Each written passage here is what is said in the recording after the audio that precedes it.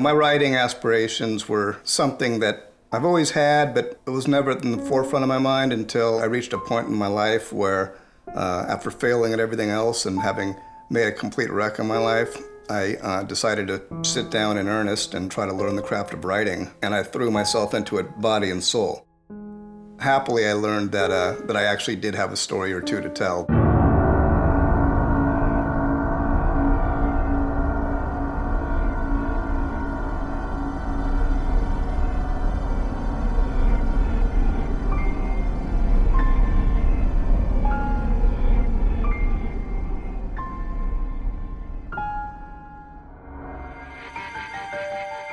I knew that I wanted to try to write a movie that was in the spirit of Kafka, Dostoevsky, an existential story about a man in a crisis who is undergoing a horrible odyssey. I wrote The Machinist while I was at UCLA, and I had an evening course that I was taking, and my class would let out late, and I'd catch this midnight bus, that would drop me off about a mile from my house. And then the walk home from the bus stop would take me past machine shops and desolate railroad tracks that I always found poetic somehow.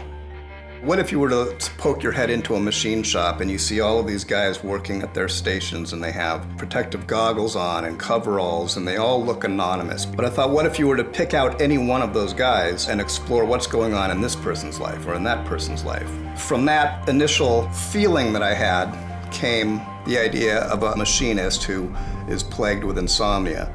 I was looking to do something that someone else had written, looking for some other project that I could just attach myself to, basically.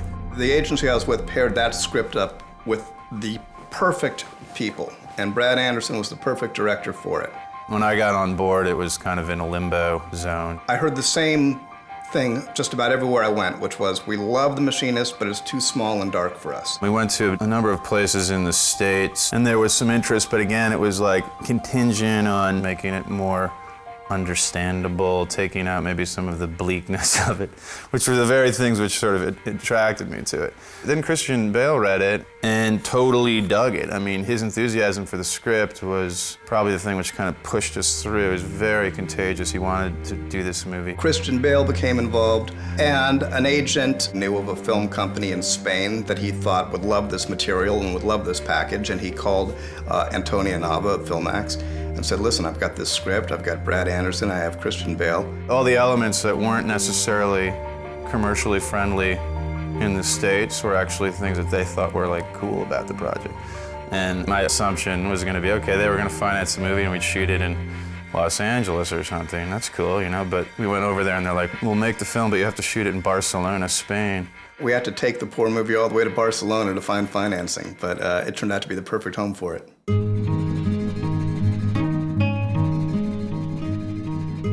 The locations and the sort of sense of place, even in the script, was always a little ambiguous. It's never clear-cut. Sort of looked around Barcelona, not the really old parts with Gaudi and everything, but the sort of more industrial zones around the periphery of the city. And realize that you go anywhere in the world, you get into those industrial zones, and it looks like anywhereville. You replace the signs with English signs, you put some American-looking cars, some people in baseball caps, and suddenly Barcelona becomes like, some American metropolis. I kept thinking, is this LA? And like looking for something to hold on to, like, oh, I recognize where this is happening, and not being able to recognize any of it. We didn't want to put touchstones in the movie that would give it a sense of place or time. Everything was sort of very unspecific and generic. I love the fact that you don't really know what it is they're making at National. It's like, what is it? What are these guys doing? And there's a strange sort of timeless quality to the equipment in the place. Working on this film, what was so interesting, with the machine shop we used, for example, we would show up in the evening around 4:30, 4:45, just as the shop was closing down.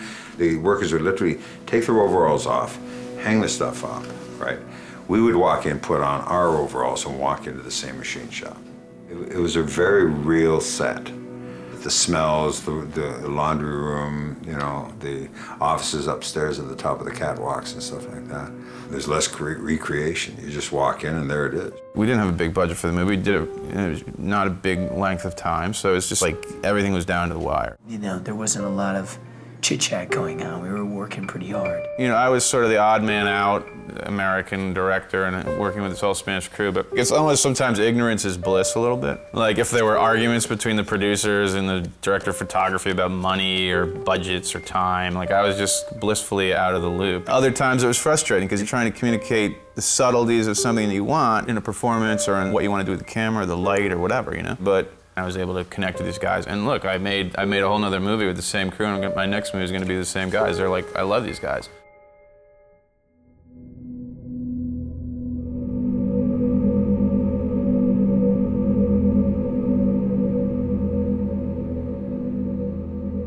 I greatly appreciate Brad Anderson's style. You're so used to rapid-fire, cutting, noisy movies, explosive movies. He does an entirely different thing. The movies are very slowly paced. They're very spellbinding. They draw you in. The plot is one thing, but what's more important to me was the tone of this film, the sense of the feeling of the movie, the kind of uneasiness, the disconcerting feel of the film. And so much of that comes, of course, from the way it looks, but also for me, the music was essential.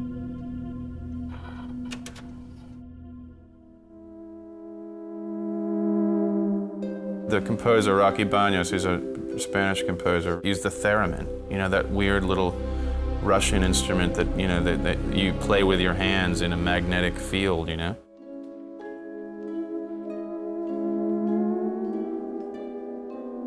To me, it gives the movie a bit of a timelessness. It's not like some hipster rock soundtrack. It's not some typical orchestral soundtrack. It's something different. The cinematography is a major element in the film. This almost seems like it's a black and white film. And the color is only really there when it's necessary to be there. It's in harmony with what it's trying to present, which is a picture of a physical realization of a psychological state. It's not specifically film noir. It doesn't look the way it looked back in the 40s, but there are stories that people tell that I would consider to be noir, and primarily that's when you choose to make the protagonist of the story the fallen one.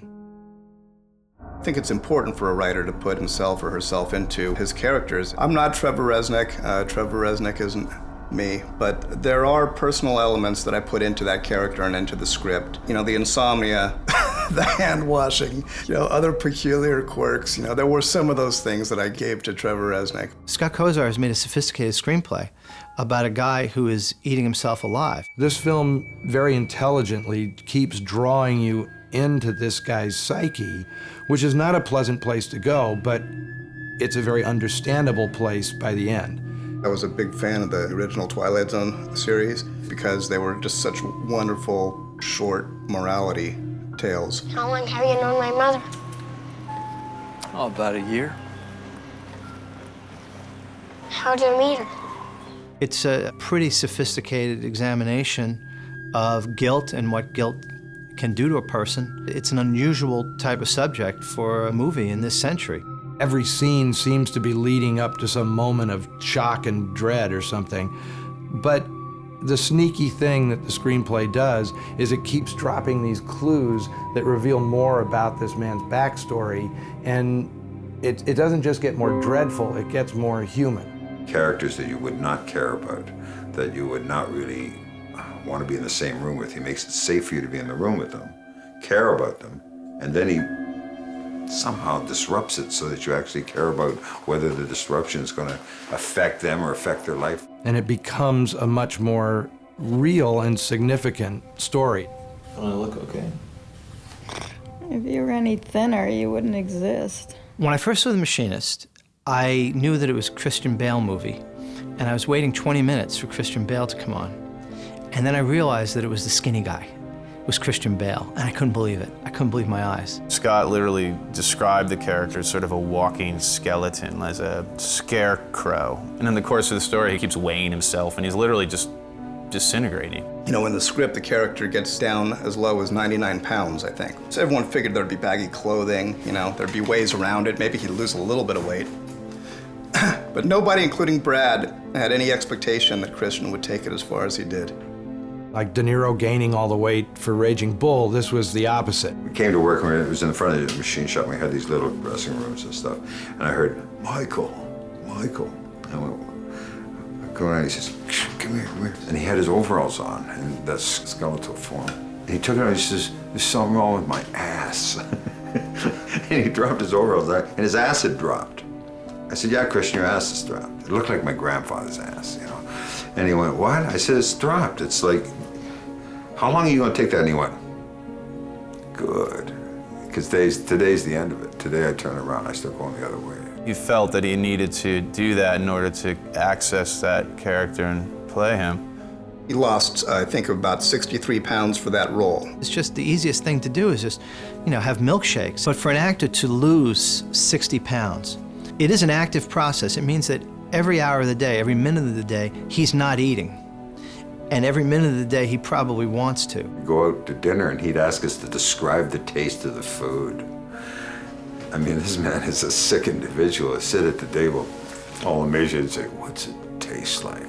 I saw him where he allowed himself to break with the character, and he walked across the soundstage. We sort of walked to each other. He said, one stroke of the pen, and look what you did to me.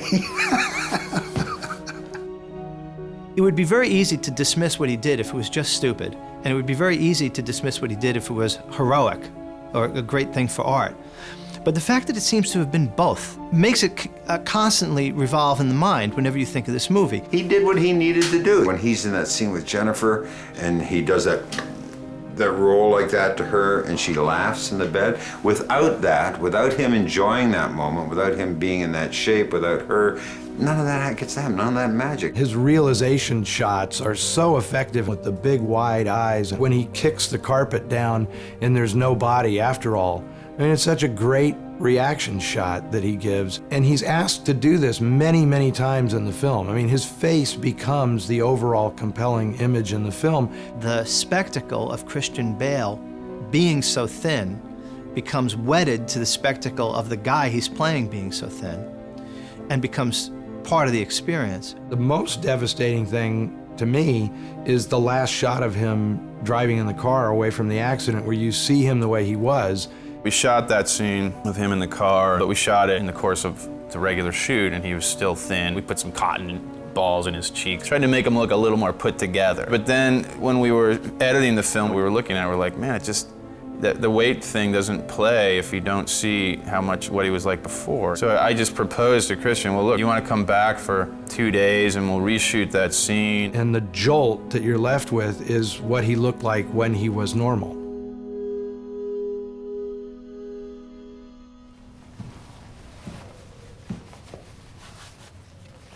Trevor, you still got half an hour. I could fix you some eggs. I'm tired, but thanks. Stevie is a prostitute who, like Trevor, has her own share of occupational hazards, and she, like Trevor, is very much a wounded soul. They're two desperate people who find some solace in each other. Can I stay here tonight? Baby, you can stay here every night. You know that? When I first opened the script, and I looked at the head of this one scene, and I read it, and I went, oh, this is interesting. And it was the bathtub sequence. You have a person talking about being a werewolf, another one talking about being bloody, and another one talking about, I've just put a collar on you. And it was this twisted, dark, incredibly sensual, and at the same time fragile, gentle need for each other in this scene. And I said, if this is the love scene, I can't wait to read this script. Jennifer Jason Leigh, I mean, she's kind of unsung, but she's one of the greatest actresses of the last 20 years. She made a prostitute a very human and sympathetic character, and her performance was one of the things that makes the movie work so well. When he turns on her and his paranoia, it's a really devastating scene. Without her, he is much more of a freak.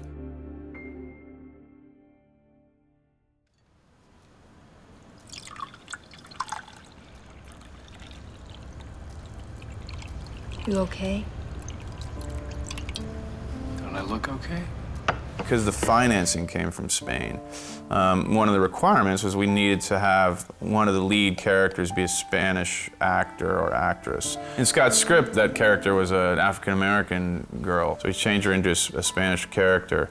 And Aitana was just great. I mean, she's one of the sort of preeminent actresses in Spain. And someone who can bring a certain maternal quality to the part. You don't fool me, Trevor Resnick. I have you figured out. You do, huh? Mm-hmm. That you're lonely. The actresses in this film are tremendous, I think. They impart a humanity to Trevor that he doesn't have otherwise. And I think that's really vital for the film in many, many ways. We look at people on screen as though we were looking at a mirror. And so we really are identifying with what's going on with him. And it becomes a little bit of a painful thing to realize that this nice relationship is actually a fantasy. Where's Maria? Who? Maria, my waitress.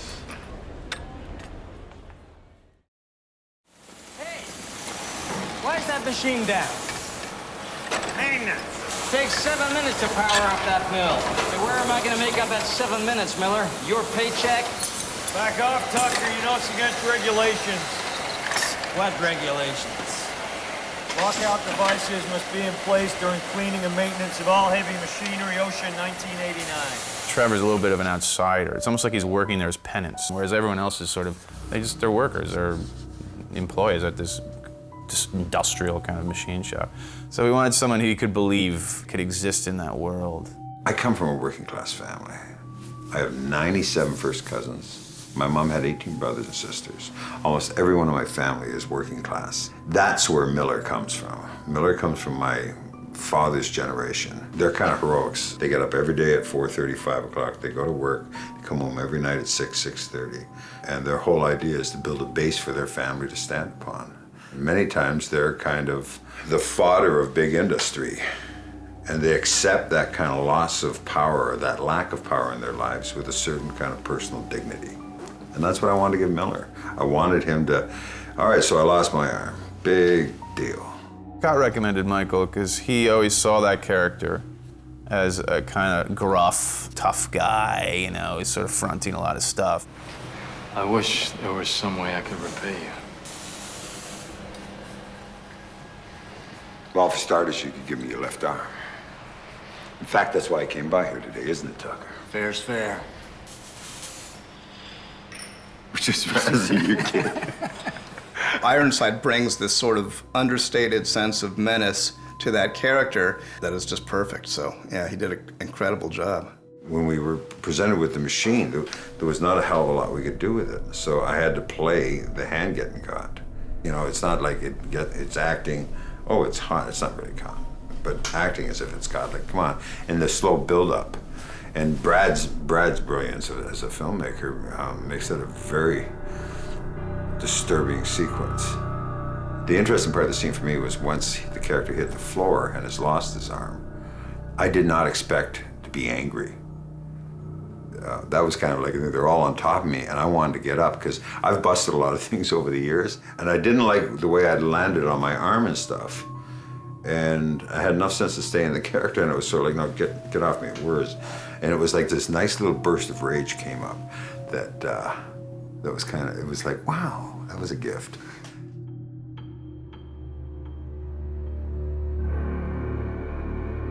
The character Ivan is a manifestation of Trevor's guilt.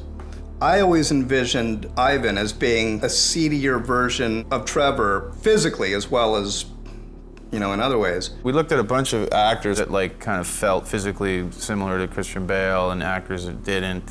I felt it was too on the nose to get with someone who was like, you know, literally like a twin. Because Trevor's guilt is growing and consuming him as the movie progresses, Brad had this vision that the guilt should be larger and more formidable than Trevor and should actually be increasing in size as the movie goes along. I thought the idea of getting someone who was sort of more corpulent, a bigger guy, sort of a little fat even, would be funny to play off of Christian's like emaciated look. Radio says there's a storm on the way. Guess they're right. I'd say it's already here. For some reason, John, there was something about just the way he created that character. He did it in a way that was kind of weirdly creepy. There was something about his physical look, like the bald head, and that he has this sort of weird Brando-esque quality. That just seemed really kind of startling and weird. I saw guilt as the homunculus, the guy who was feeding off of this guy's guilt and kind of becoming more corpulent and happier as the film was going on. So as he was sliding one way, I was going the other way. There's one scene when we first meet him where he's wearing these like goofy aviator shades, and he kind of leans in through the pickup truck window and looks at him, and he's got this like goofy grin on his face. There's something really menacing about him, but at the same time, it's sort of funny, you know, and that combination I think is interesting. It was so weird because it was all these disparate elements. You had Brad Anderson and Christian Bale and Barcelona and Scott Kosar and all these things kind of colluding together in this place to make this really weird little film. You know, it's not a movie, you know, one gets up and leaves the theater feeling like, you know, thrilled, you know. It's something that's more of a puzzle piece, a thought piece, you know, and an emotional piece, too. It's really a great triumph of screenwriting and direction and acting when the movie pays off as well as it does. Everything about this project was fortuitous. You had producers that were willing to deal with a dark subject in a dark manner, shoot it in a dark manner, and allow it to be shot in a dark manner. Actors that came for the writing and for the people that were involved, and a director who was not willing to compromise an image that he had of the subject matter. Because the story is good, and the movie is psychologically true and interesting, it all becomes of a piece and all becomes something one of a kind. It was the biggest blessing of my life. They took a script that was written in this small little room, and each of them made it their own. Everybody who played a part in that movie just not only nailed it, but just took it to new heights.